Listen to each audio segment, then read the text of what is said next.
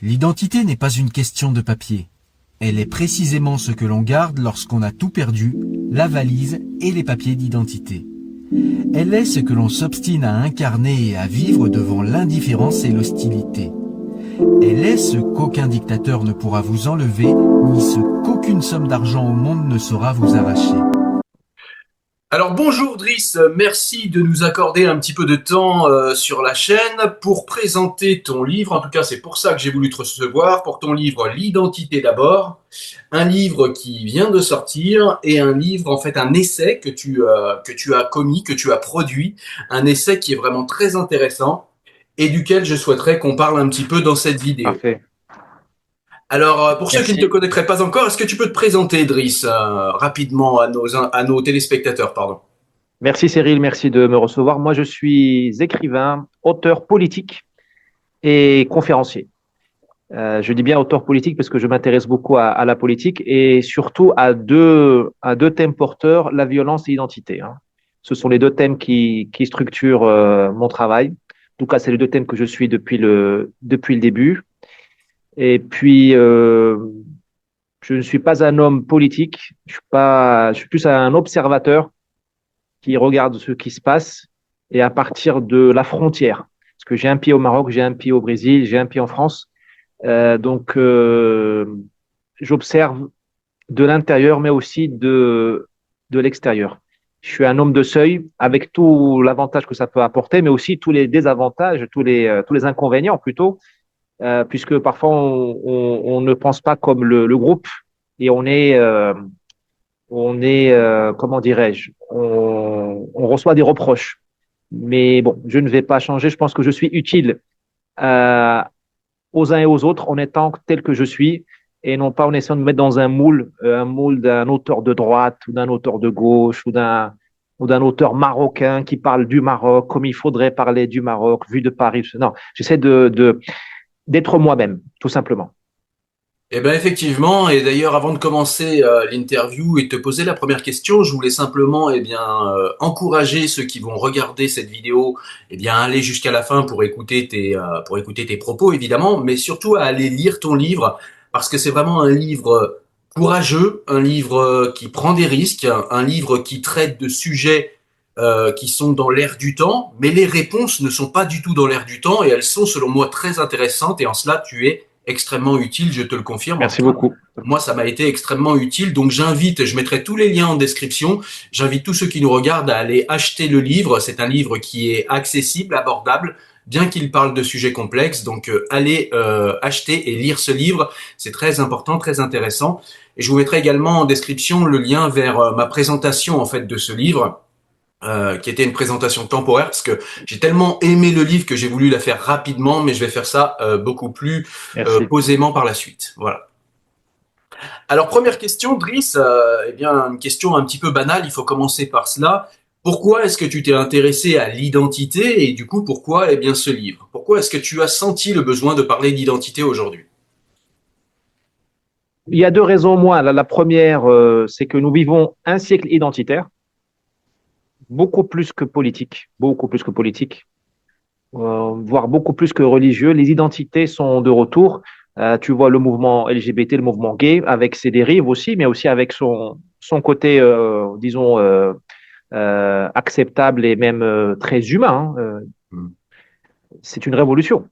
Hmm. L'identité, vous avez tout le mouvement antiraciste, qui est un mouvement identitaire finalement, d'affirmation de la race noire, d'affirmation de l'identité immigrée en Occident, avec toutes les migrations qui ont eu lieu et qui ont encore lieu. Vous avez des diasporas énormes aujourd'hui en Europe et en Occident, mais même en Arabie. Il y a un tiers des habitants d'Arabie Saoudite qui sont des étrangers. Donc ces gens, ils ont des besoins identitaires. La migration, être de première, deuxième, troisième génération, ça vous crée des malaises identitaires ou du moins une question identitaire. Il faut voir les Mexicains des États-Unis, toute l'affirmation latina aux États-Unis, tout ça. Donc, je pense que dans ce cadre-là, travailler sur l'identité est nécessaire et urgent, puisque c'est le véritable thème du moment. Un thème qui n'est pas du tout traité ou traités par des charlatans ou des gens toxiques. Hein, tout ce qui est wokisme, certains mouvements LGBT qui vont monter les homos contre les autres, l'islamisme, etc. Donc, je pense que c'était un devoir de le faire. Et deuxième point, je pense que l'identité est aussi mon problème personnel. Hein. C'est ma quête personnelle. Et je pense que mon bonheur dans cette vie terrestre dépend de comment je gère mon identité ou pas. Est-ce que j'accepte ma mission, j'accepte mes forces, mes faiblesses? Est-ce que je m'accepte tel que je suis? Et ça a l'air banal, mais au fait, s'accepter tel que l'on est, c'est quelque chose de très difficile. Et tout est fait dans l'éducation, dans la famille, dans la rue, pour nous mettre dans un moule et au fait nous projeter, notamment sur des écrans de téléphone, très loin de nous-mêmes. En fait, on passe notre temps à juger la Palestine, Israël, la Chine, Trump, le climat, la température du pôle Nord, du pôle Sud, la santé des Indiens d'Amazonie, mais on n'est pas en soi-même. Et donc, l'identité, pour moi, c'est quelque chose de personnellement de très important, mais pas une identité, je dirais, masturbatoire. Regarde comme je suis beau, je me réalise. Non, c'est une identité de projet, même de combat. Parce que euh, ce sera peut-être mon dernier point. C'est comme dans l'armée. Hein. Euh, le gars qui est dans les forces spéciales, il sait qu'il est né pour faire les forces spéciales, enfin qu'il peut exprimer ce potentiel. Le type qui fait de l'artillerie, c'est un type qui fait de l'artillerie parce qu'il fait du calcul. Euh, et c'est ça qui je trouve, manque aujourd'hui, c'est une espèce d'acceptation de soi pour aller au combat. Pas pour dire oui, écoute, je suis un arabe, je suis un gros, je suis un français rural, je suis un homosexuel. Donc voilà, ça me suffit. Non, ça ne suffit pas. L'identité, c'est ce qu'on en fait. Mais il faut d'abord savoir ce que c'est, pour savoir ce qu'on en fait. On fait pas une omelette avec de la viande, quoi. Hein. Il faut bien avoir. C'est un côté un peu organique dans l'identité. C'est un côté de vie qui se produit, qui se déroule. Et travailler l'identité, c'est travailler la vie. C'est pas travailler la mort ou des idées dans le ciel, le socialisme. Non, c'est qu'est-ce que je fais de tout ça, individuellement et collectivement. Mais justement, c'est là où je voulais t'amener, parce qu'au début du livre, en fait, tu évoques une période de dépression assez longue dont tu as eu du mal à sortir, mais Dieu merci, tu en es sorti. Et du coup, j'aimerais que tu nous expliques, en prolongeant ton propos, pardon, eh bien, le lien que tu fais entre l'identité personnelle, ce que tu viens de nous dire, l'identité de chaque individu, une identité qui serait bien vécue, une identité saine, une identité de combat, mais une identité, en fait, qui est vécue d'une manière apaisée, d'une manière, pas introvertie, mais en se regardant soi-même, quoi. Et quel C'est lien ça. tu fais entre l'identité ou peut-être la somme d'identités individuelles et l'identité d'un peuple, voire d'une civilisation, en fait?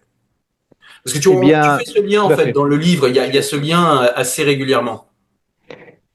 Ben, disons que l'identité, alors qu'est-ce que d'abord l'identité? Est-ce que tout le monde en parle, mais rares sont ceux qui la définissent. Hein. C'est comme la démocratie ou la République. Ah, la République, la démocratie, les droits de l'homme, l'état de droit, euh, le bonheur. Bon, donc l'identité, selon moi, c'est trois choses. C'est d'abord, euh, c'est un paysage, c'est-à-dire c'est le visage dans le cas de l'individu. Dans le cas d'un peuple, ce sont les paysages humains et matériels. Hein. C'est le vignoble bourguignon, c'est la couleur de la peau des habitants, est-ce qu'ils sont blancs, noirs, c'est leur construction. Hein. Quand on est en Andalousie, on n'est pas en région parisienne. Quand on est en Bourgogne, on n'est pas à Marseille. Ce sont des paysages faits par l'homme. Dans ces paysages-là, on peut aller au sens large, ce sont les comportements. Hein, la mentalité napolitaine, c'est pas la mentalité de Manchester. Ouais. Voilà. L'homme tropical de Rio de Janeiro, ce n'est pas l'homme japonais de Tokyo. Voilà. Donc, c'est le paysage. Ensuite, derrière vient une notion de force et de faiblesse. Ça aussi, c'est l'identité. C'est-à-dire que moi, il y en a qui sont nés pour jouer au basket, d'autres qui sont nés pour jouer au foot. Et malheur à ceux qui s'épuisent à jouer au foot alors qu'ils sont nés pour jouer aux échecs. On fait des vies entre guillemets ratées, des potentiels qui ne sont pas atteints. Et on voit aussi, et on voit ça dans l'identité brésilienne, elle est très résiliente, elle est très rustique. Le Brésilien peut travailler avec peu de ressources. Tu lui donnes un coup, il se relève. Le pays vit dans des successions de cycles économiques extrêmement brutaux. Et le Brésilien, tiens, le Français deviendrait dingue. Il a pas Par contre, le Français, bien conduit, atteint vite l'excellence administrative. On a eu un État extraordinaire. Là, c'est fini, mais bon, l'excellence technique. Hein, c'est le pays du Concorde, le pays de la gazelle, du Puma, du TGV, du nucléaire. C'est un pays de rigueur, on va dire, de rigueur cartésienne. Tu vois bien que je fais vite le lien entre l'individuel et le collectif parce que l'identité collective, elle est comme une espèce de four dans lequel on fait cuire les individus, hein, comme dans le ventre d'une mère, dans un utérus. L'identité collective, c'est l'utérus. Et dans le ventre de nos mères, nous sommes advenus. Hein, c'est comme la cuisson à petit feu. Et nos mères nous ont alimentés par les nutriments, mais aussi par les sensations. Donc le Brésilien, il a une identité. L'identité du Brésilien que tu vois dans la rue à Paris en vacances, elle est très influencée par l'identité du Brésil, qui a irrigué en lui les forces, les faiblesses collectives de ce peuple. Et tout ça ne serait pas achevé sans un désir. C'est qu'est-ce que je veux faire à titre individuel et à titre collectif. Tu peux avoir, tu vois par exemple un Neymar, Un Neymar, c'est un extraordinaire joueur de foot. Il est né pour jouer au foot, le mec. Enfin, il n'est pas né pour nager ou pour surfer. Contrairement à Gabriel Medina, par exemple, qui est un surfeur brésilien, le mec, il est né sur l'eau. Enfin, c'est un truc de dingue. Mais tu vois, Neymar, est-ce qu'il a le désir de jouer au foot vraiment, de briller, comparé à un Messi ou comparé à un Cristiano Ronaldo? On peut se poser la question. Il suffit pas d'avoir des forces et des faiblesses, d'avoir un potentiel. Il faut avoir le désir. La mission de Neymar n'est probablement pas d'être le meilleur joueur au monde. Sinon, il l'aurait fait. La mission d'un peuple aussi, d'une nation, elle diffère d'un pays à l'autre. Tu as des pays, tu as une mission française, une vocation française, on peut en discuter, qui n'est pas celle de la Belgique ou de la Suisse. La France est obligée d'être un grand pays, obligée. Dès qu'elle renonce à être un grand pays qui rayonne, eh bien, elle devient insupportable. Tu as les phénomènes Sandrine Rousseau, Mélenchon, les histoires de ZFE, d'euthanasie. Enfin, tu vois ce que. Et c'est pas de moi, je tiens ça d'un grand socialiste qui était, je crois que c'est Gambetta qui l'a dit, c'est Gambetta qui l'a dit, je crois. Il a dit la France, ce n'est pas la prospère Suisse qui fait du pognon dans son coin, ce n'est pas la libre Belgique, c'est un pays qui doit rayonner. On est obligé d'être grandiose. Dès qu'on renonce à ça, on devient un pays, on est sur des trucs assez minables. Et ce sera mon dernier point. C'est quand la France rayonnait qui était la plus intéressante. C'est quand elle était coloniale, donc très injuste, que sa capitale était la ville lumière.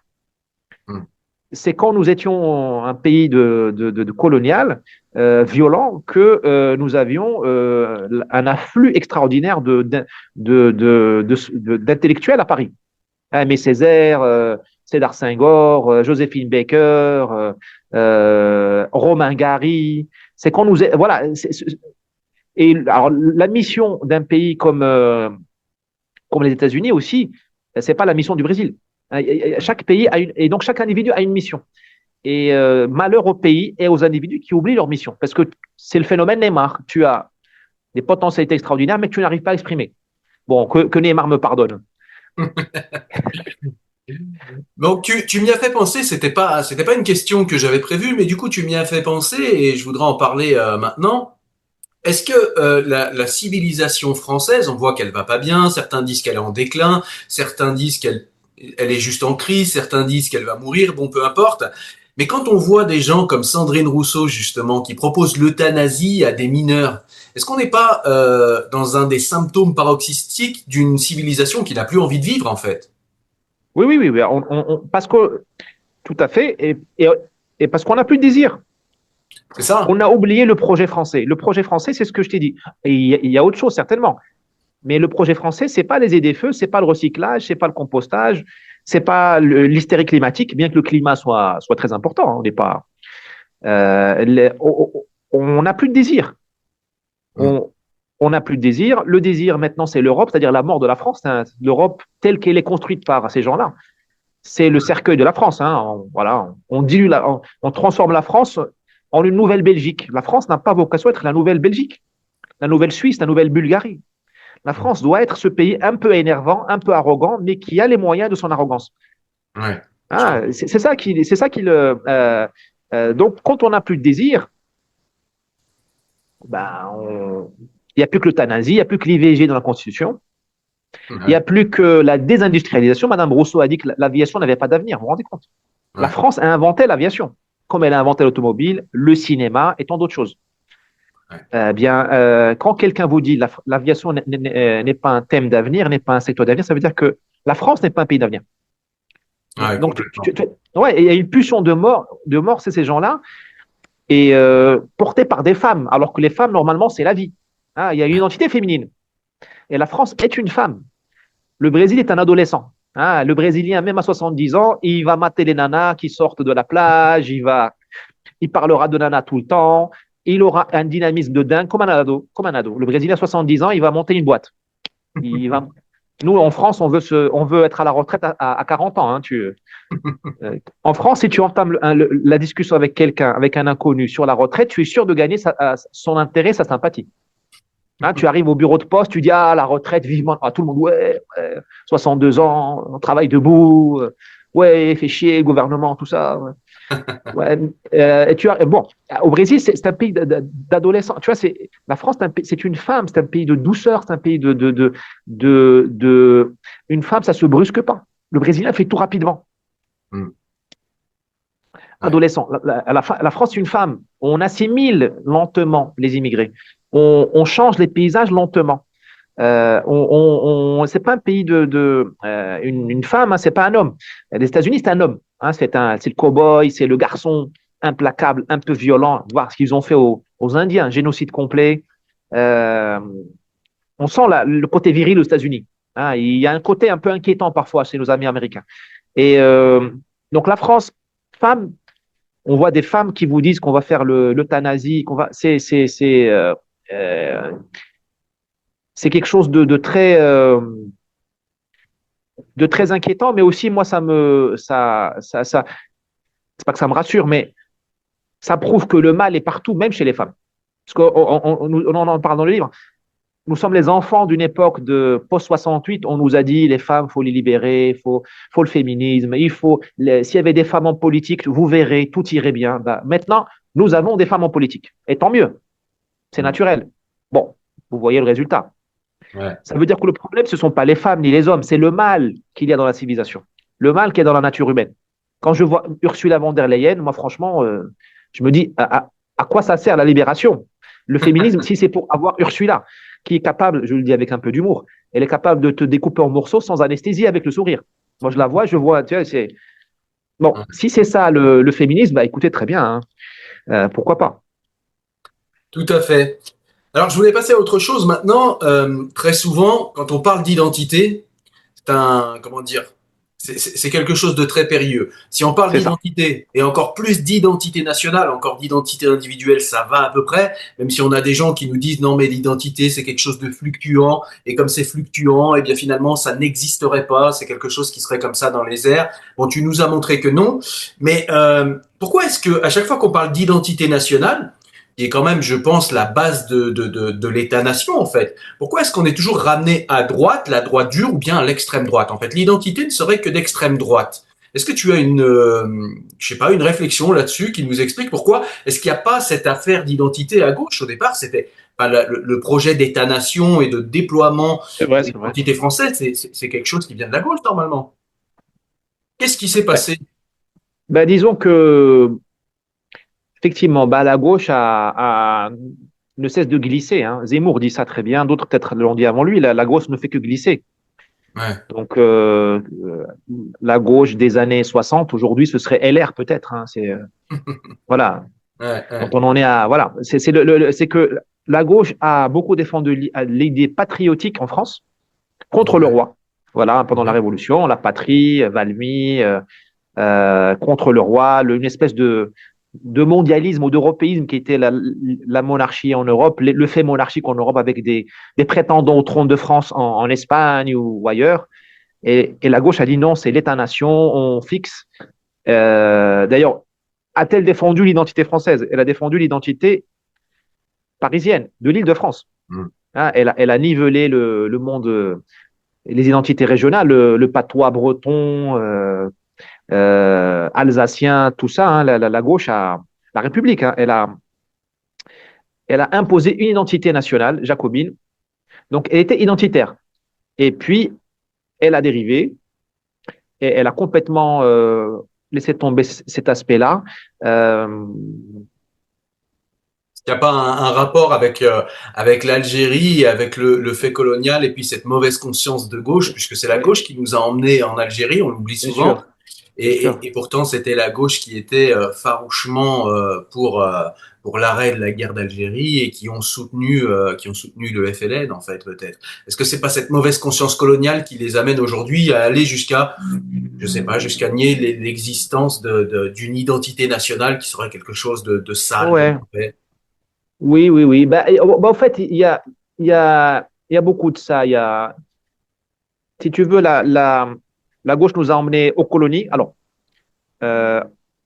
les gens ne le savent pas forcément, mais l'essentiel des colonies françaises ont été conquises durant la Troisième République, gouvernement de gauche, et où il y avait une bataille où il y avait encore un risque de retour de la monarchie. Et donc, la gauche qui gouvernait a fait les colonies, a fait la colonisation pour empêcher notamment le retour de la monarchie en donnant au peuple et à la France un motif de gloire. Pour dire, même à gauche, même la République arrive à amener la gloire.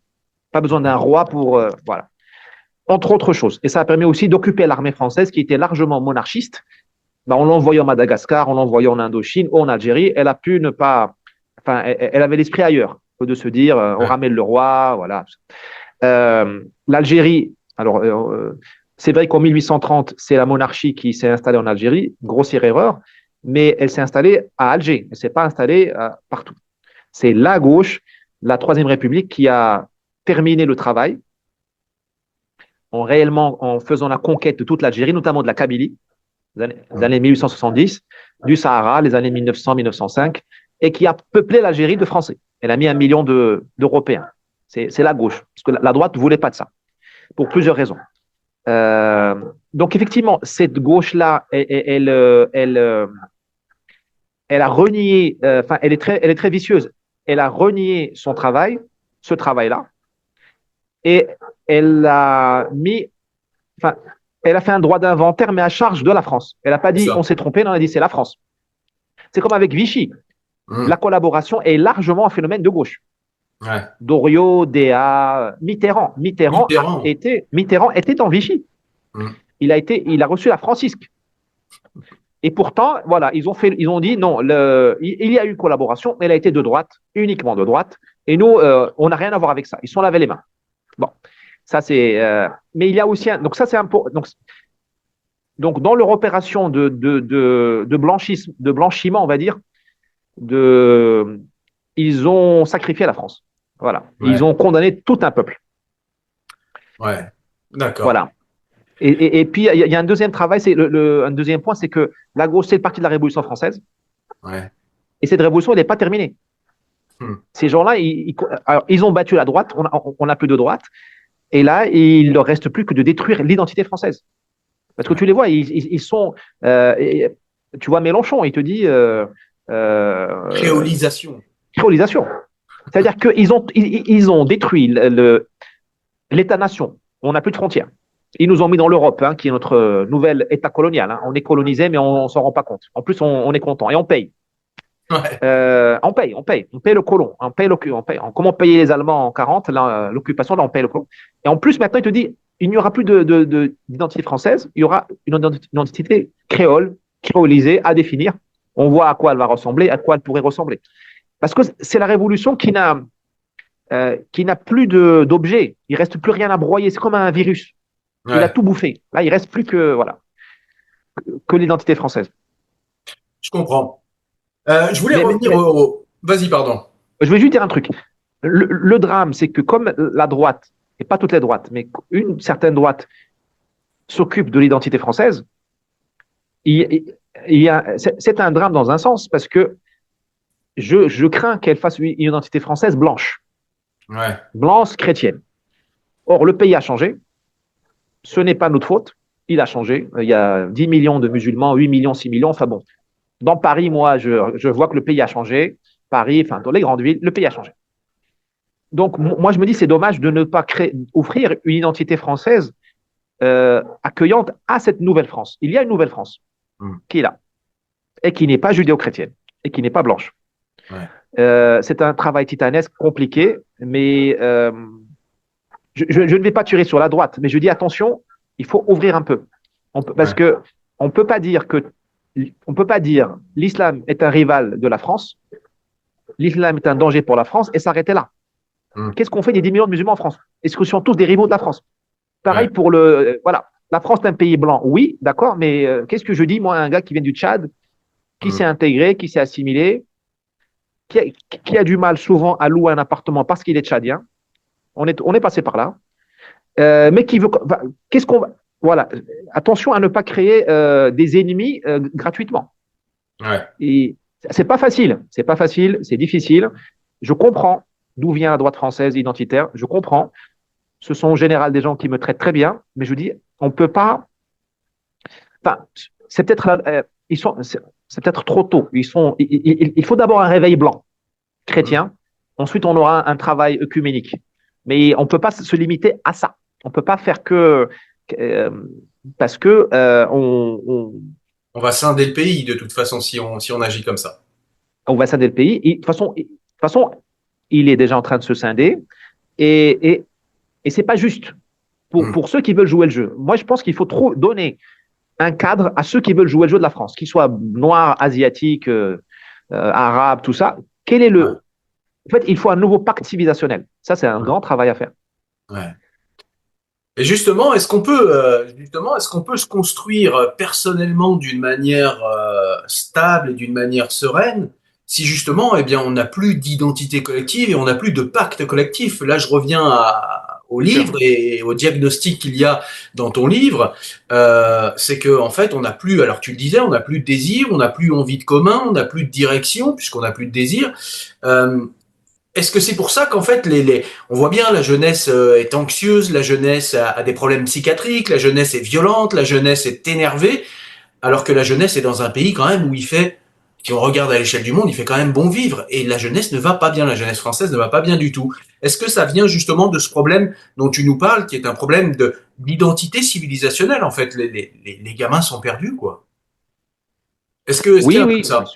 Bien sûr, bien sûr. En fait, la France s'est oubliée elle-même. Hein. Le malheur français s'explique largement par ça, parce qu'on peut toujours dire l'Europe, l'euro, Ursula. Moi-même, je le dis, hein, la dette, tout ça. Mais en fait, on s'est oublié nous-mêmes. Ça veut dire qu'on a oublié nos points forts et nos points faibles. Ouais. On a oublié nos points forts. On est un pays de travail. On n'est pas le pays des 35 heures. On est un pays besogneux de travail. On est un pays d'industrie. On n'est pas le pays des call centers et des services. Enfin, il ne faut pas déconner. On peut pas être français et dire il faut envoyer les usines en Chine. Ouais. On n'est pas le pays de la décarbonation, on est le pays de l'industrie, de la production. Après, elle peut être propre, évidemment. Ouais. On est le pays des ingénieurs. C'est ce que on est le pays de dire, Gustave Eiffel. Ouais. On n'est pas le pays des startups. Ouais, c'est ça. Voilà. Monsieur Macron est complètement à côté de la plaque quand il dit Startup Nation. On est le pays de Gustave Eiffel, de Ferdinand de Lesseps, qui a fait le canal de Suez. On fait les grands travaux, on est comme ça. Nous ne sommes pas des Californiens. Et alors qu'on s'épuise à ressembler aux Californiens avec des open space, du coworking, du capital, je ne sais pas quoi, d'incubateurs, mais on perd notre temps.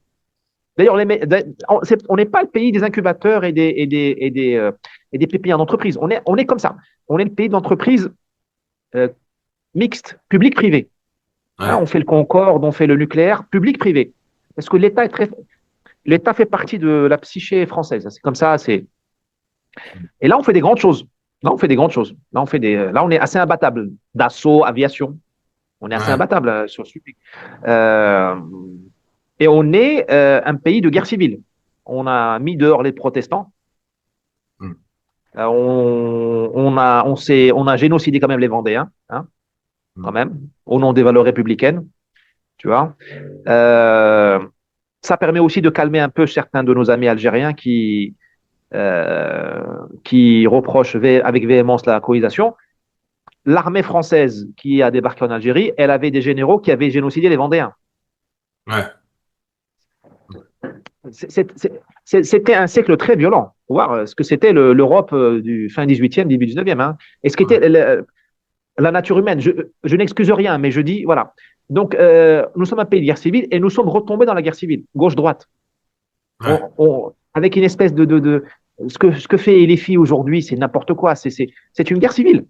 Au point, ils ont criminalisé l'amour de la France. Dès que quelqu'un aime la France, il est facho, il est fini. C'est pas normal. C'est pas normal. Donc, puisqu'on a oublié tout ça, ben on a oublié, eh bien, on accélère sur nos points faibles et on ne maximise, on ne joue plus nos points forts. Qui sont, juste sur les points faibles, tu vois, on est un pays de matheux et de cartésiens.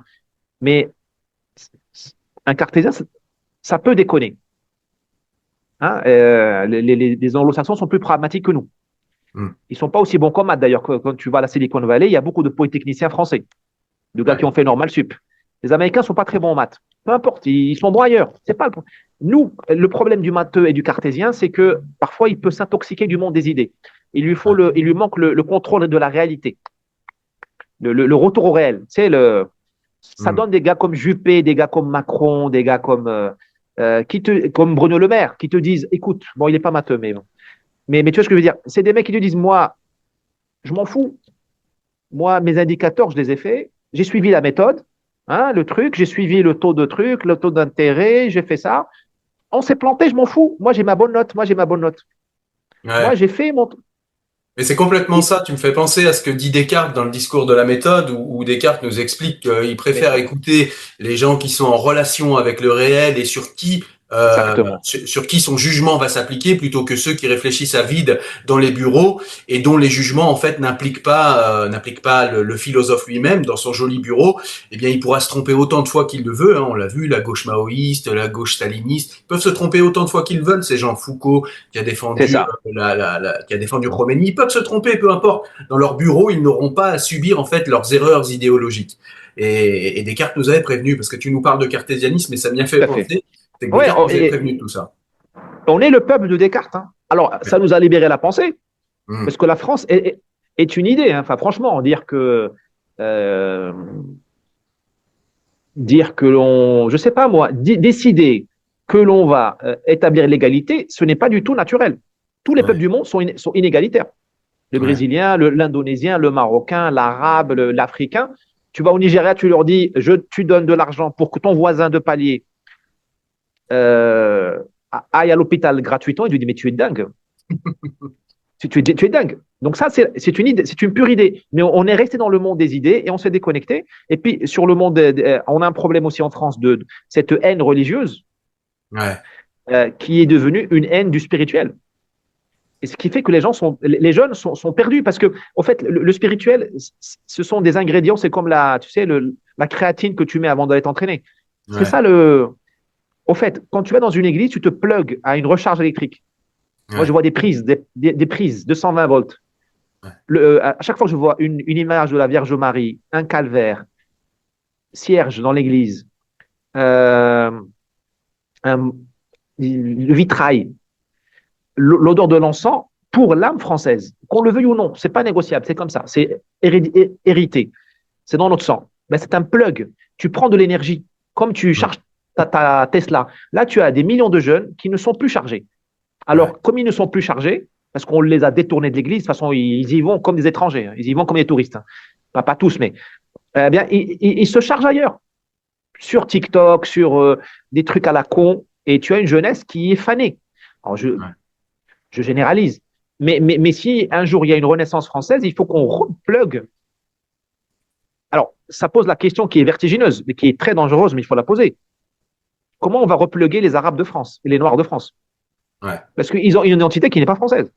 Elle est musulmane dans certains cas. Qu'est-ce que tu fais? Parce que le raisonnement que je fais pour un Français de souche, est-ce que pour un Arabe de France, tu vas lui dire, tu vas te pluguer à la Vierge Marie, c'est ta nourriture spirituelle? Il va dire, ce serait lui mentir. Ouais, Donc, c'est clair. voilà. Donc, le défi qui nous attend est immense. Immense. Identitaire. Et justement, tu m'offres une transition parfaite, c'est que tu expliques dans le livre que l'immigration actuelle, eh bien justement, a tendance à peut-être affaiblir un petit peu l'identité nationale. Bien sûr. Et l'assimilation, en fait, ça te semble, tu utilises ce terme, tu dis que c'est un sport de haut niveau, l'assimilation. Oui. Tout le monde ne pourra pas s'assimiler parce que ça demande des compétences mentales très importantes. Alors déjà, est-ce que tu peux nous expliquer quelles sont ces compétences que réclame l'assimilation? Comme ça, si les téléspectateurs pardon, qui nous regardent ont envie de creuser un petit peu ces sujets ou ont envie, eux, d'aller sur le chemin de l'assimilation, ça leur donnera quelques pistes. Et puis, pour ceux qui n'arriveront pas à s'assimiler et qui sont, selon toi, le plus grand nombre, eh bien, qu'est-ce qu'on va pouvoir faire pour eux? Oui, alors, l'assimilation est aussi un sujet qui est très mal défini comme l'identité.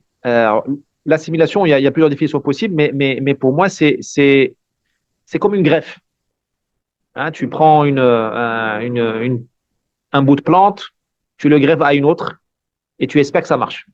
Ouais. Ça veut dire que tu sors de ton milieu arabe, noir, peul, tchétchène, je ne sais pas quoi, et tu te plantes à l'arbre français et tu commences à boire, à te nourrir de la sève française, à, à partager avec la France le même système immunitaire et tout ça. En général, en botanique, la greffe est quelque chose de dangereux. Mm. Il y a un taux de réussite qui est très faible, puisque une plante est faite pour vivre dans son terreau, parmi les siens, avec des réseaux de collaboration par les racines, parmi les siens, dans son milieu. L'assimilation, c'est exactement ça. Donc, il y a beaucoup de pertes en ligne, il y a beaucoup d'accidents identitaires. Tu as des gens qui sont ni vraiment arabes, ni vraiment français. Ils ont souvent les défauts des deux. Ils ne sont pas au Ouais. potentiel.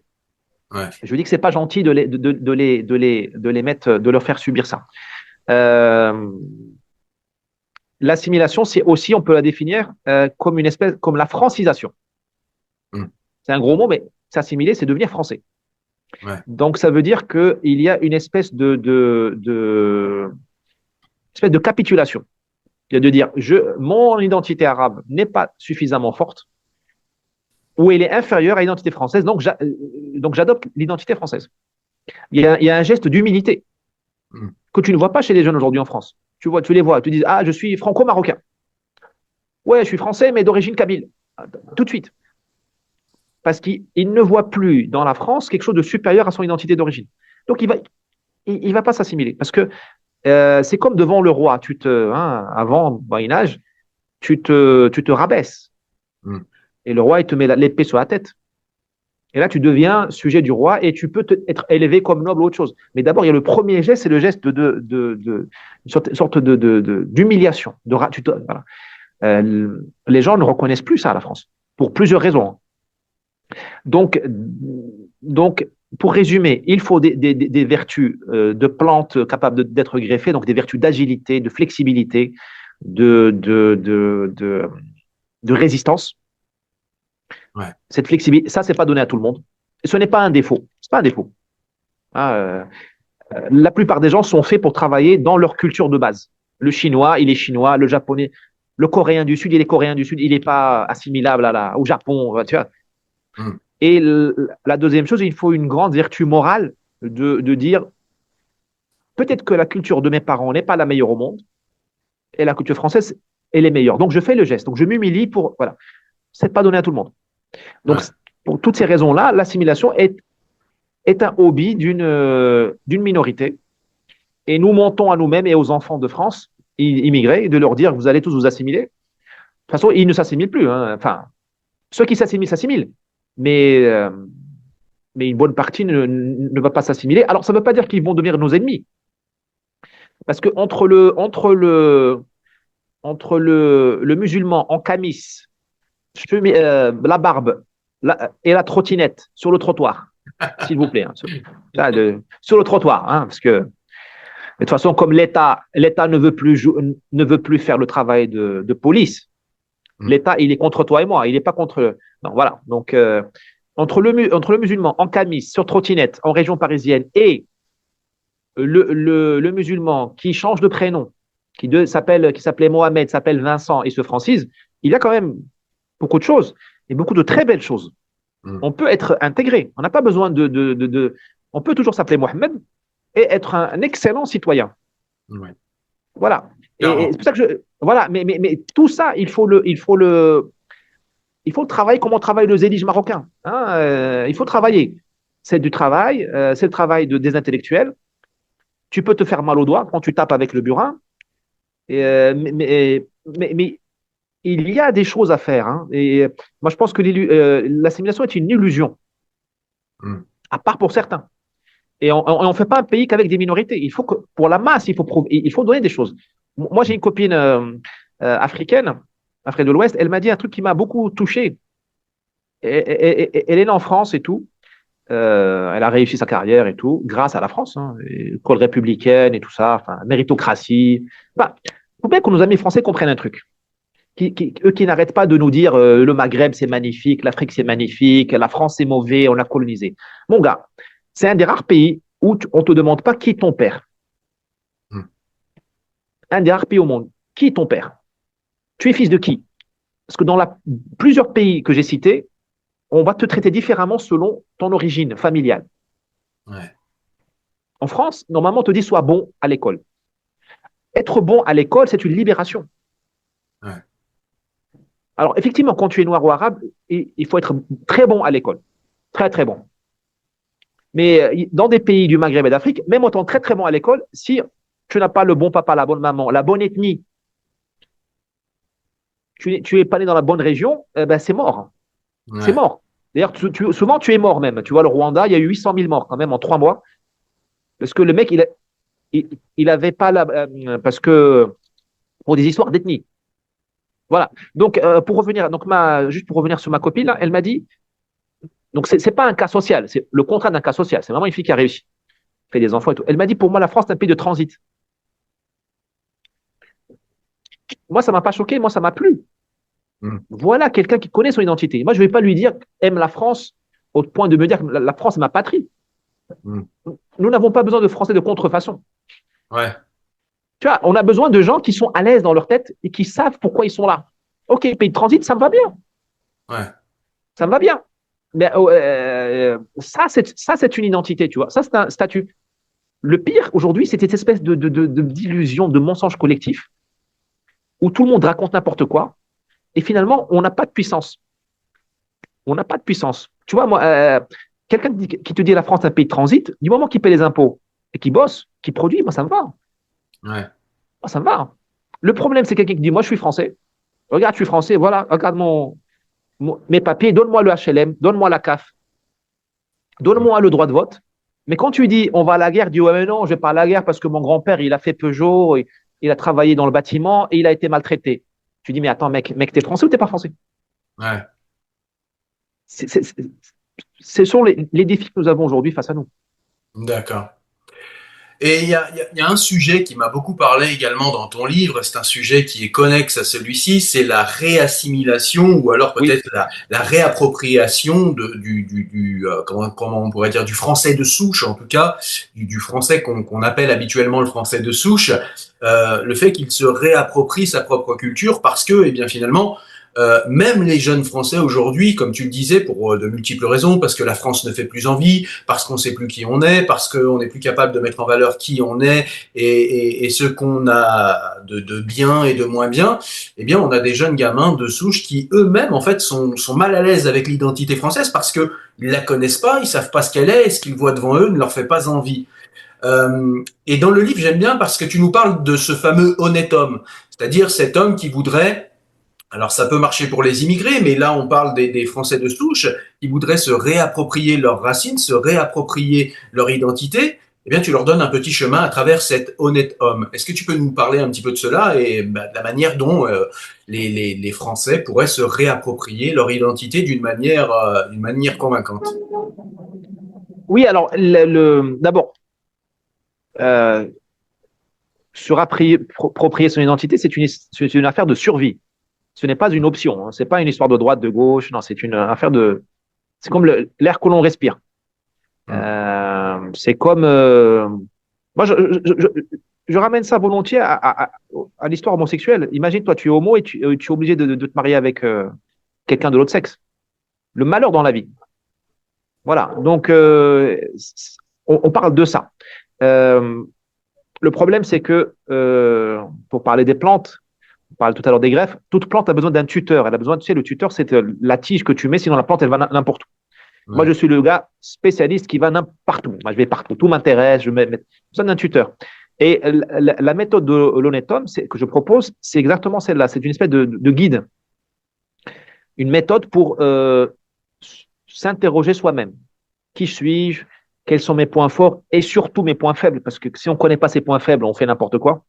Hein, c'est comme si tu marchais tous les jours sur une mine antipersonnelle. Tu sais où elle est, tu te mets quand même les pieds dessus. Hein. Donc ça, il faut savoir les points faibles. Quel est mon désir et comment je peux être puissant? Parce que il ne sert à rien de savoir qui on est, tout ça, si on n'est pas puissant. Donc tu te fais contrôler par des enfoirés.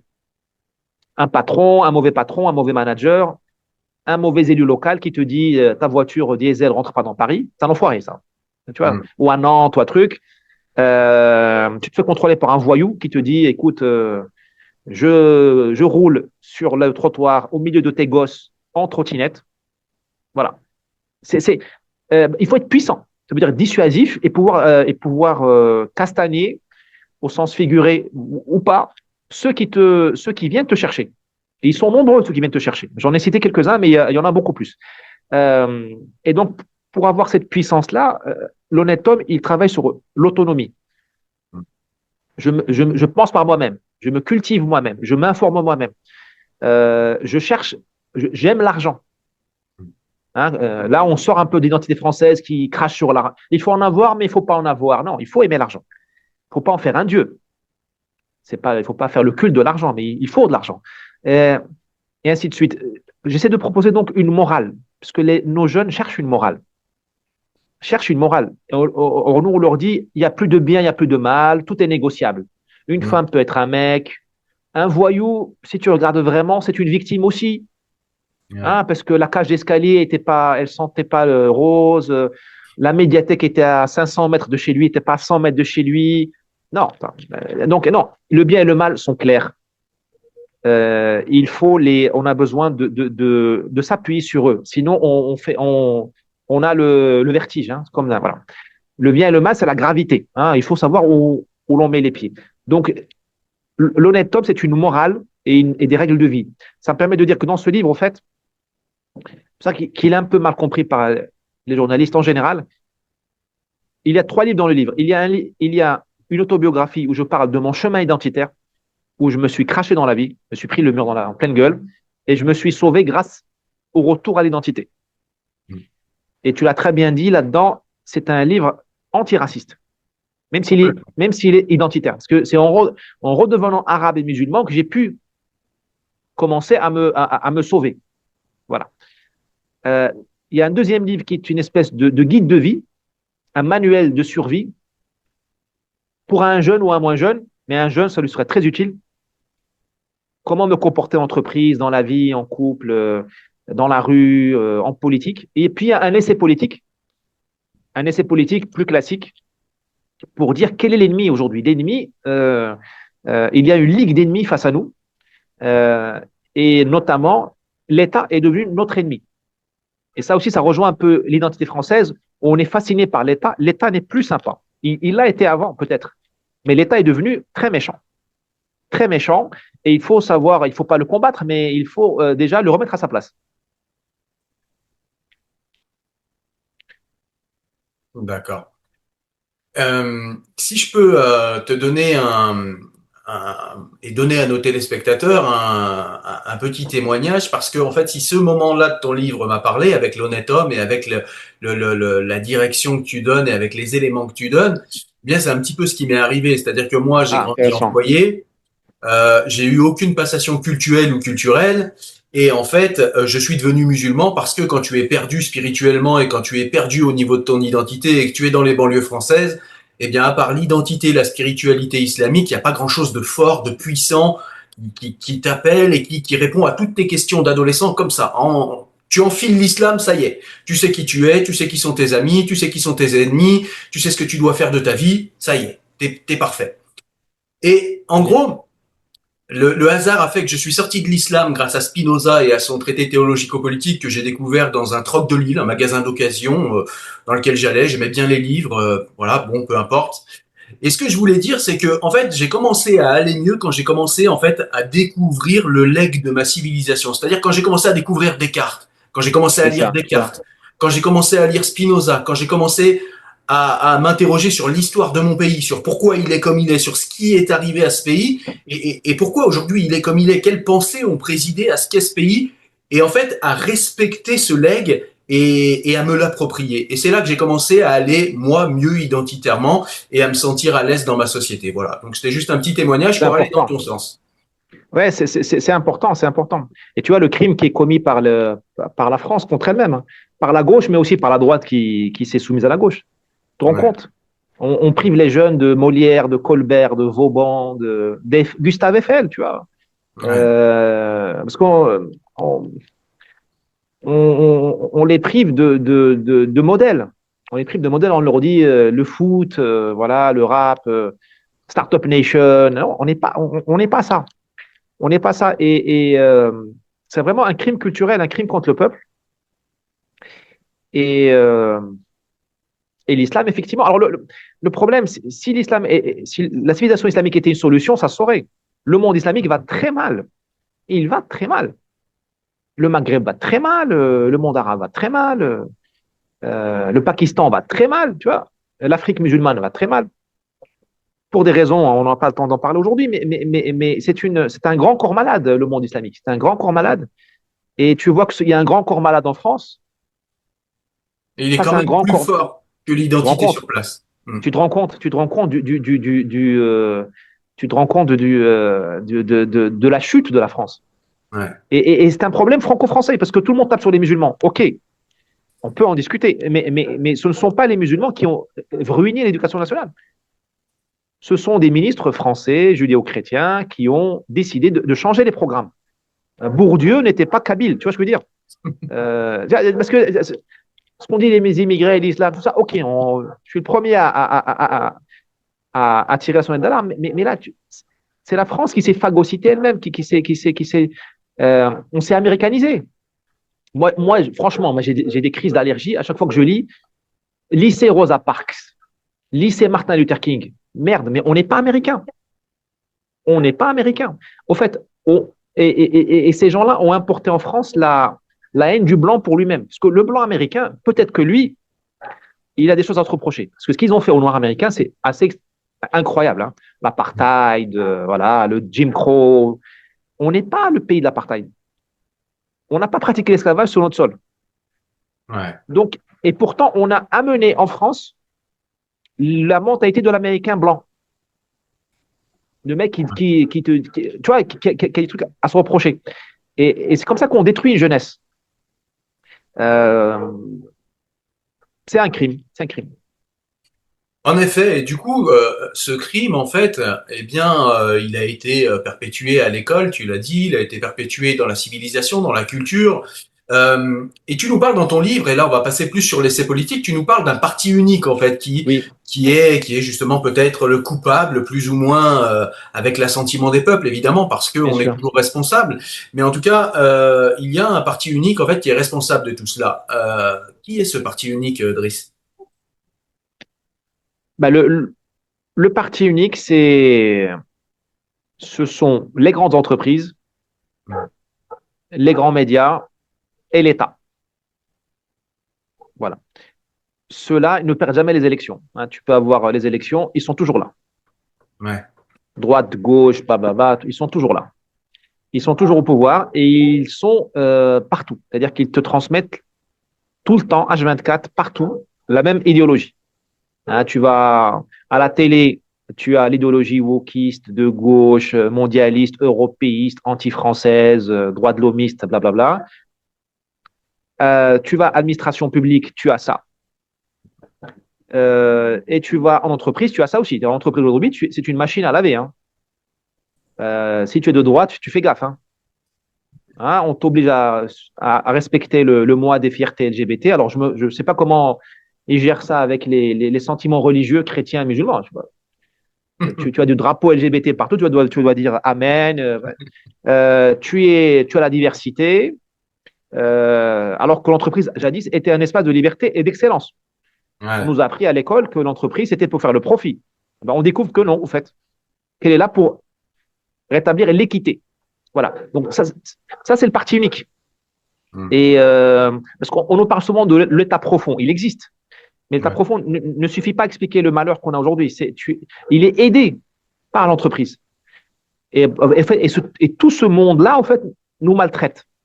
L'État te traite comme un détritus de plus en plus. Tu vas aux urgences, tu as 8 heures d'attente. Tu vas au commissariat, certaines plaintes ne sont pas prises.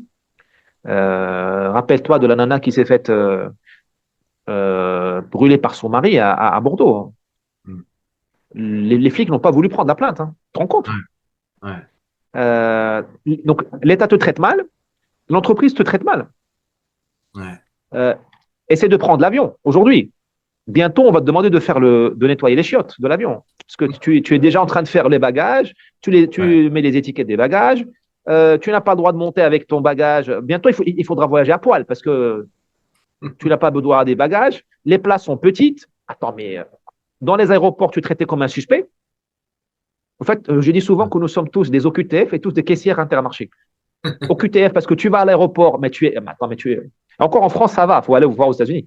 Tu n'as plus aucun droit de l'homme dans un aéroport. Hein. Rien ne t'appartient. Tes objets ne t'appartiennent pas, ça appartient à la boîte privée qui fait le contrôle. Voilà. Tes données, bien sûr, ne t'appartiennent plus.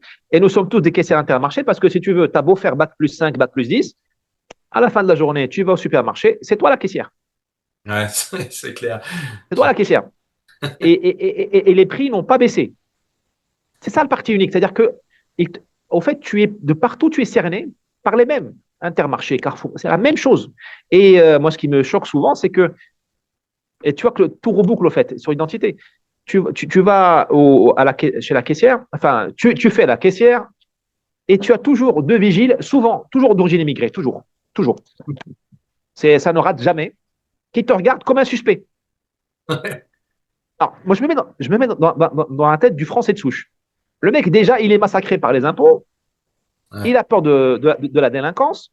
Toute la journée, on lui dit qu'il est nul parce qu'il produit du diesel. Il est massacré par l'inflation. Et en plus, il a un immigré qui le regarde méchamment pour voir s'il n'a pas volé. Le pire, c'est que cet immigré-là, il n'est pas méchant. C'est qu'il ne parle pas le français. C'est qu'il ne parle pas français. Donc, on a un problème de langue aujourd'hui en France. Donc, comme le mec, il est malien, il vient d'arriver, il te parle comme il parlerait un malien avec des gestes. Donc, toi, tu crois qu'il est agressif. En fait, il n'est pas agressif.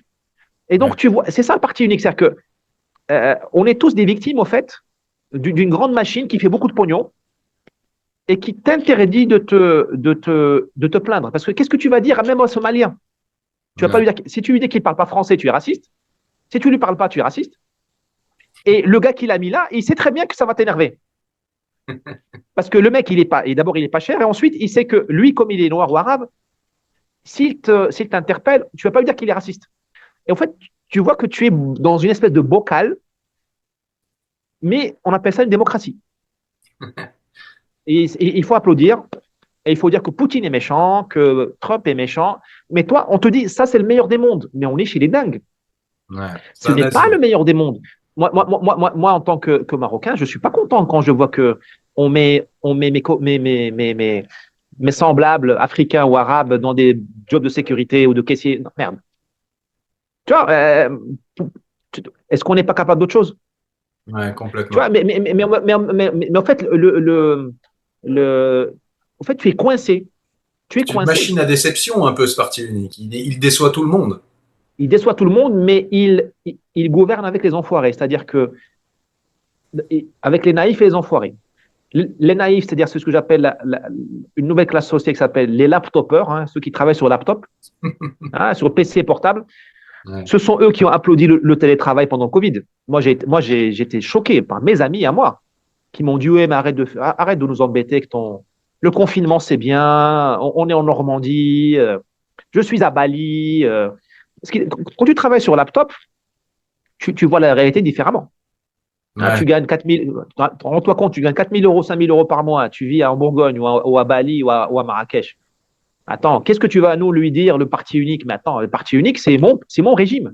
Le régime est appuyé par cette classe de laptopeurs qui se fait tout livrer, qui vit Ouais. sur Amazon, hein, les colis Amazon de partout, euh, et qui travaille sur des métiers qui sont surpayés souvent. Hein, le code, voilà. Je n'ai rien contre les codeurs, mais je dis, quand tu vois ce que gagne une infirmière et un Ouais. codeur, tu dis un problème quand même. Il y a quand même un problème. Hein, moi, je veux bien tout. Hein. Ouais. Alors, ça, c'est les naïfs. Ouais. Parce que tant que le frigo est vide et que leur compte bancaire est plus élevé que le nôtre, et ils vont applaudir le parti unique. Ils vont te dire oui, le climat, oui, Sandrine Rousseau a raison, oui, l'empreinte carbone, oui, Paris n'est pas un coupe-gorge. Tu vois, parce que, en fait, tu penses toujours comme celui qui te nourrit, en fait. Ouais, je comprends. C'est ça, parce que il te nourrit bien, quoi. Il te nourrit Ouais. bien. Deuxième chose, le parti unique tient et nous gouverne à cause des enfoirés, les Mm. voyous. Les voyous. Tu vois qu'en France, on te massacre parce que tu roules à 80 à l'heure, mais si tu frappes un policier, tu prends 150 euros d'amende. Tu te rends compte? Ouais. L'État est très fort. Pendant le Covid, l'État nous a montré qu'il était extrêmement fort. Il est très fort. Ouais. Mais face au voyou, il ne veut pas sévir parce qu'il travaille pour lui. Parce que le voyou te massacre, te contrôle toi. Hein, les femmes ont changé leur horaire de déplacement, leur code vestimentaire. On ne va plus dans les mêmes endroits. Nous avons déménagé. Et le voyou te rappelle que tu n'es pas un homme, au fait. Donc, quand tu n'es pas un homme, tu ne vas pas faire la révolution. Le parti unique, il a peur de moi et de toi. Il n'a pas peur du voyou. Parce que le voyou, de toute façon, il roule au cannabis. Mm. Moi, j'ai rarement vu un mec au cannabis prendre le contrôle d'un commissariat ou d'une caserne militaire. Ouais. Et le deuxième, d'autres types d'enfoirés sont tous ces ONG, LGBTistes, wokistes, écologistes, qui ne défendent pas la cause LGBT ou la cause écologiste. Elles t'attaquent toi. Ah, tu es blanc, donc tu es raciste. Tu ne recycles pas, donc tu es fasciste. Voilà. Tu ne portes pas le drapeau LGBT, donc tu es fasciste. Et Ouais, tu vois que le gouvernement les finance et les laisse faire. ouais, complètement. Et c'est pour ça que le gouvernement et les entreprises, hein, Ouais. elles ont carte blanche. Parce que ça permet de maintenir sous contrôle la, la, la partie de la population qui est la plus dangereuse pour le gouvernement. C'est nous. Nous sommes les masses dangereuses. Parce que nous avons compris. Nous ne Ouais. sommes pas dans le rêve du laptopper qui dit ouais, je code en Python, je gagne 10 000 euros par mois et donc je suis le. Parce que nous savons qu'il n'est pas une élite au sens classique du terme. Ouais. Parce que c'est le type, c'est nous les woke, c'est nous qui sommes éveillés, awaken, c'est nous qui sommes éveillés. Et donc c'est nous qui sommes sous le regard du gouvernement. Enfin, nous sommes les suspects. Il y avait lors de la Révolution, il y avait une loi des suspects. Nous sommes les suspects. Ouais. Je Et nous comprends. sommes traités comme tels. Hein. On Et est toujours justement, en train de. Il y a toujours une suspicion. Hein. Est-ce que tu es raciste? Est-ce que tu es homophobe? Est-ce que tu es machiste? Est-ce que tu aimes le Trump? Euh, on est toujours. Alors qu'un type qui est tatoué ici, mec qui porte un marteau, on dit ouais, lui, bon, c'est un migrant, ouais, truc. Euh, il n'a pas les codes culturels. Attends, il n'a pas les codes culturels. Je suis désolé, le mec qui porte un marteau. Non, mais il n'a pas les codes culturels, tu ne te rends pas compte, tout ça. ouais, c'est clair. Et justement, je voulais parler d'un dernier point qui peut peut-être répondre aux interrogations que tu as levées juste maintenant. C'est justement que tu dénonces en fait dans le livre une vision dogmatique du pacifisme en France, au point que la violence est condamnée, même lorsqu'elle sert à défendre une victime dans la rue, même lorsqu'elle sert à Sûr. défendre des idées qui sont de bonnes idées, des idées fortes. Et donc voilà. Je voudrais que tu nous expliques comment on en est arrivé. Alors, si on a lu Étienne de la Boétie, on sait très bien que la première manière, en fait, de faire céder un peuple, c'est de lui retirer sa virilité et C'est d'en vrai. faire un faible. Et justement, c'est un petit peu non, c'est même complètement le diagnostic que tu fais dans ton livre, c'est qu'en fait, les gens les gens honnêtes, en fait, les gens qui travaillent, les gens voilà, ceux dont tu parlais, en fait, les gens qui sont éveillés, qui voient bien la réalité telle qu'elle est. Eh bien, ces gens-là, on a fait en sorte que ce soit des pacifistes BA. Ils ont plus envie de se battre contre le voyou qui lui prend dans ses poches parce que, eh bien, finalement, comme tu le dis dans le livre, hein, finalement, la virilité, ça n'existe plus. Il faut pas se battre, c'est pas bien. La violence est toujours mauvaise. Et puis, quand bien même tu viendrais à te battre contre cette personne et à gagner contre lui, tu te retrouverais au tribunal et tu te prendrais une Bien leçon sûr. morale de la part du juge qui te dirait non mais attends, pour qui tu te prends? On fait pas justice soi-même. Appelle la police. Quand bien même elle vient pas, c'est pas notre problème. Et Tout à comment fait. on en est arrivé là avec cette vision dogmatique du pacifisme en fait? Bah, aujourd'hui, la justice te préfère mort que vainqueur de ton assaillant. Ah, il est mort. Ah, il est mort. Voilà. On fera une Légitime marche défense. blanche. Oui, marche blanche, les bougies, voilà. Ouais. Et puis on passe à autre chose.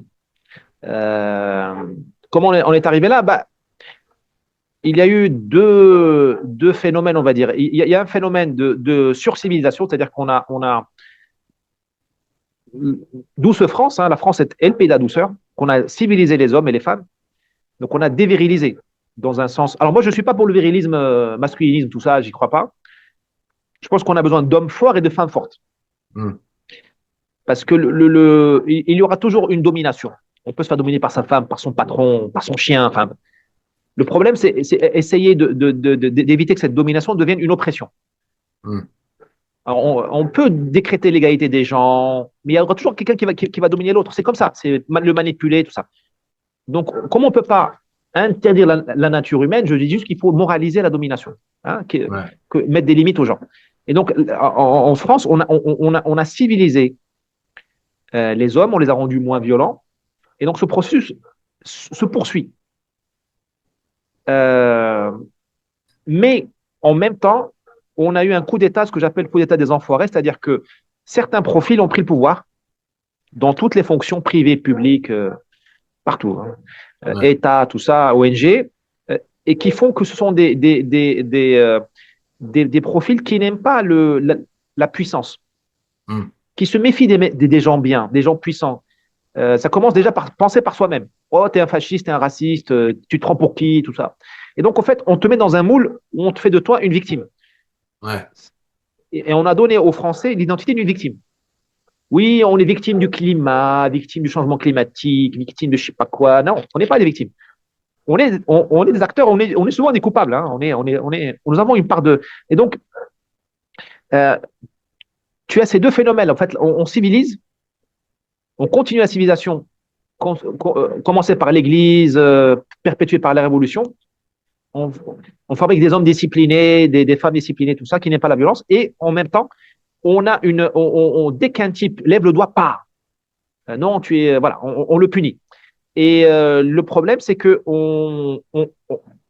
tout ça, c'est en train de partir en vrille parce que euh, la population sont sauvages quand même. Mm. Parce qu'on l'a rendu dingue aussi. On Ouais. l'a rendu dingue. Le confinement, 3 ans de confinement, on est chez les fous. Il n'y a plus de spiritualité. Euh, les réseaux sociaux, etc. Donc, tu commences à avoir des Français de souche qui deviennent sauvages. Hein, le nombre de maires, d'élus qui se sont tapés dessus, les gens qui parlent comme aux flics d'une manière. Moi, j'hallucine. On voit comment les gens parlent aux flics. C'est un truc de dingue. C'est pas que les émigrés. Donc, tu as un ensauvagement aussi qui revient parce que, au fait, on a poussé la logique trop loin. Parce que la civilisation ne sert à rien. Enfin, le pacifisme ne sert à rien si tu n'as pas des hommes forts pour le défendre, des femmes fortes pour le défendre. Ouais, c'est ça. Euh, Tu parles aussi des entreprises, Driss, tu sais, les entreprises et du fait que bah, finalement, pour réussir, il faut montrer que tu es soumis, montrer oui, que tu es docile, montrer que tu es un chien affectueux et c'est obéissant. ça. Ouais, C'est ça. Parce que entreprise, le profil qui a pris le pouvoir, c'est le profil manager un peu narcissique qui ne prend pas de risques. Alors on te dit, prenez des risques, think out of the box, hein, soyez audacieux, mais dès que tu es audacieux, pas. ouais, c'est ça. Il ne faut pas être audacieux. Les décisions sont collectives. Euh,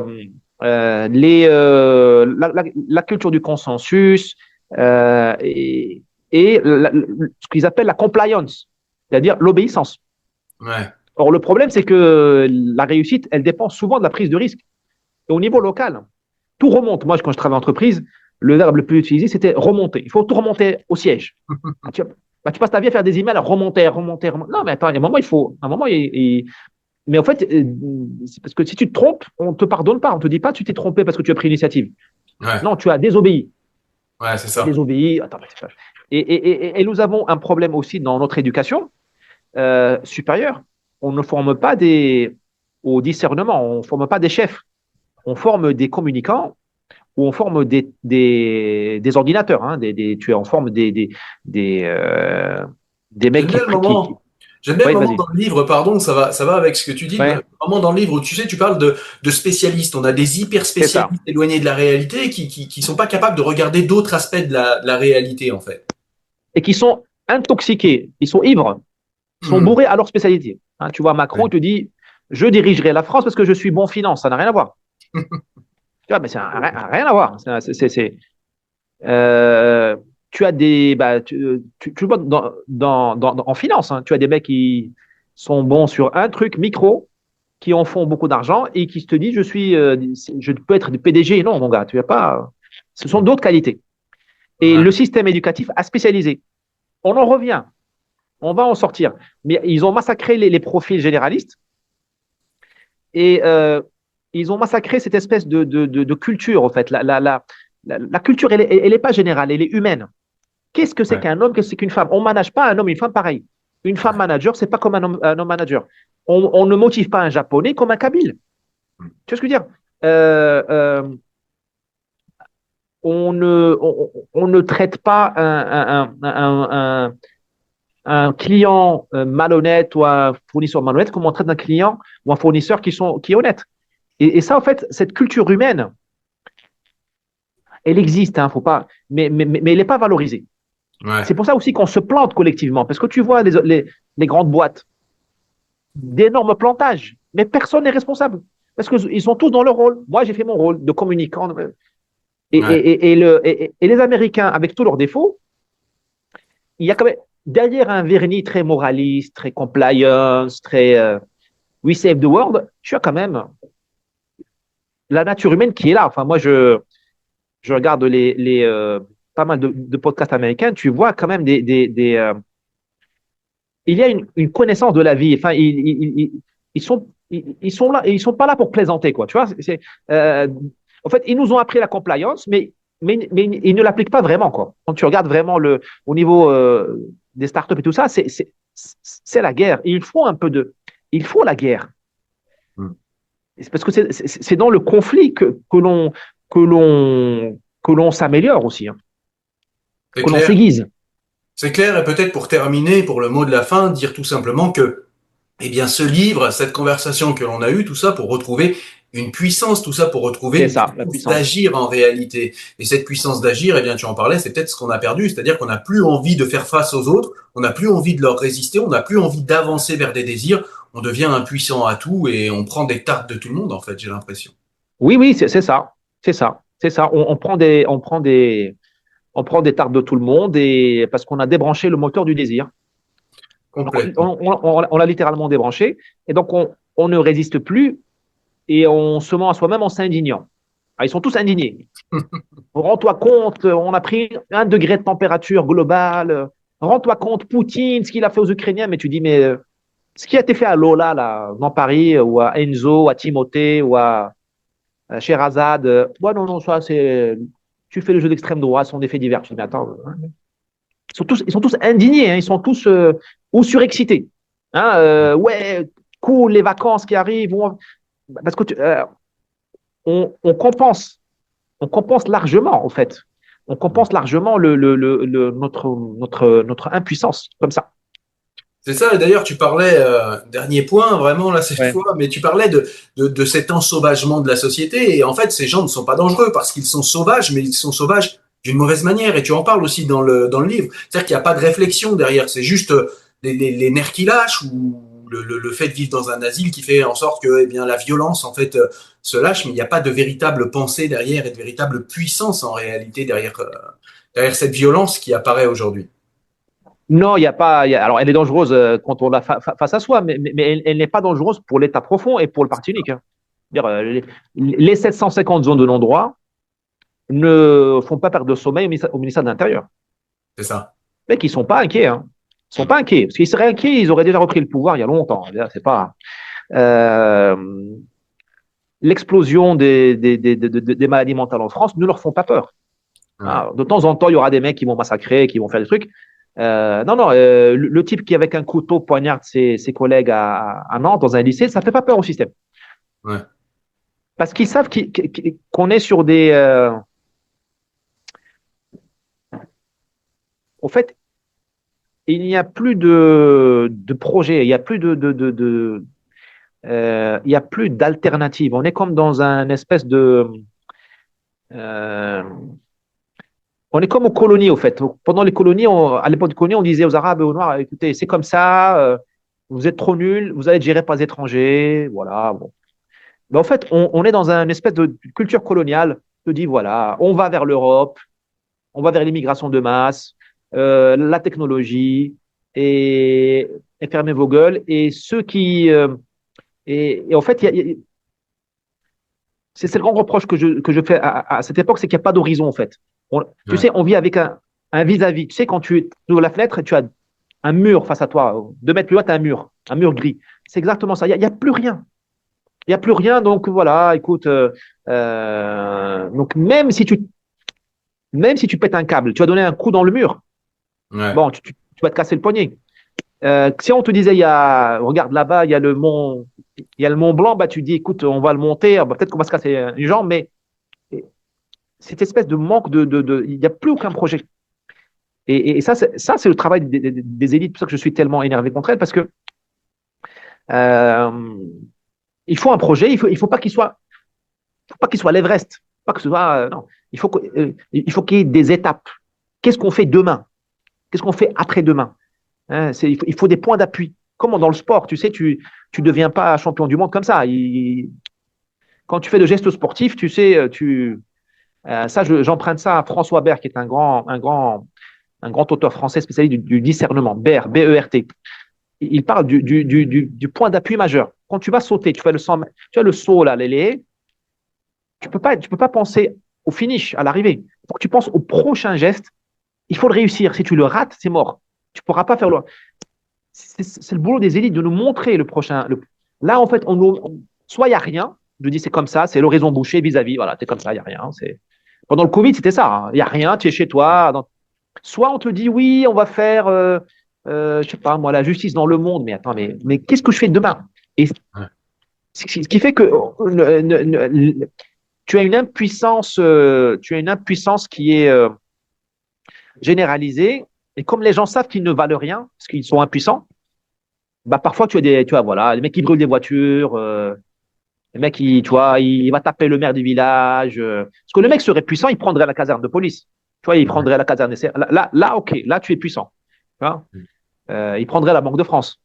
Ouais. Ou il boycotterait, par exemple, je sais pas moi, il boycotterait la SNCF.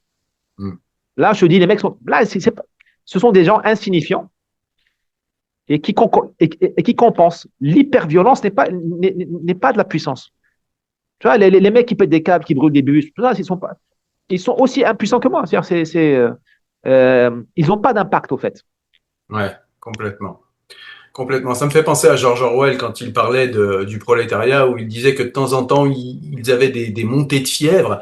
Mais comme ces montées de fièvre n'étaient jamais soutenues par des idées générales de ce qu'est la société, on les laissait un petit peu casser 2-3 trucs et puis ils finissaient fatalement par se calmer et puis ça passait. C'est malheureusement notre cas aujourd'hui. Hein. Et c'est le boulot des intellectuels d'aller au clash, de canaliser cette violence. Sinon, on va s'habituer on va s'habituer à vivre avec des gens violents autour de nous, ultra violents, et tout ça pour rien.